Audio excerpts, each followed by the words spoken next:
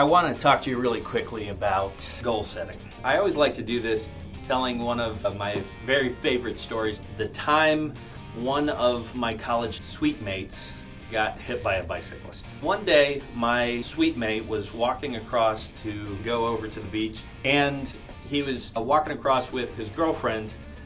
The two of them just minding their own business, happy, in love. All of a sudden, out of nowhere, a bicyclist hit Georgia. Georgia falls down, slams his head on the concrete, and everybody's a little bit in shock. My suitemate's name was Georgia. Well, that wasn't actually his name, but at least that's what we called him. Still don't really know for sure what his name was, but he was from Georgia. He spoke with a deep Georgia accent, so we called him Georgia. Now, Georgia is laying on the ground. There's a little bit of blood coming from his head. The bicyclist is freaked out because he just hit a human being. His girlfriend is freaking out because her boyfriend just got hit by a bicyclist and whacked his head on concrete. All of a sudden, Georgia turns around, looks at the cyclist, and says, "I am fine, sir," in his deepest southern drawl. And he popped up off the ground and started sprinting the other direction. We have no idea why he sprinted.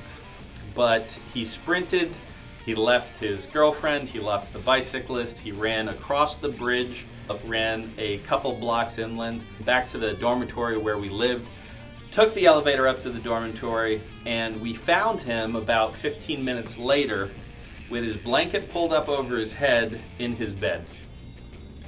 Georgia, who clearly was out of his mind, having just had some sort of a concussive situation after getting hit by a bicyclist and popping up, "I am fine, sir," he had a goal. His goal, for whatever reason it was to run as fast as he could and get to his bed, because that's where he felt apparently the safest. To this day, I don't know why he did it. I don't know how he set this particular goal for himself or why he did what he did. What I like about the story is the fact that that's about as much thought as a lot of people put into the goals that they have. At Goalpost Group, our desire is to help our clients know their goal.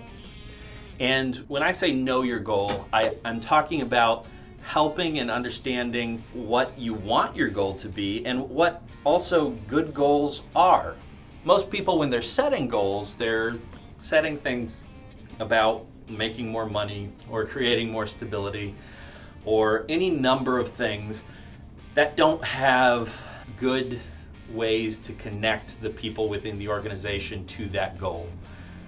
What we do at Goalpost is to assist you in knowing and understanding your goal in a way that people can, within your organization, can connect to in a really efficient and positive manner. Because we believe that if you have good goals and you strive toward them and you connect the dots between where you are and where you want to go in a regimented, implemented manner, you can achieve those goals.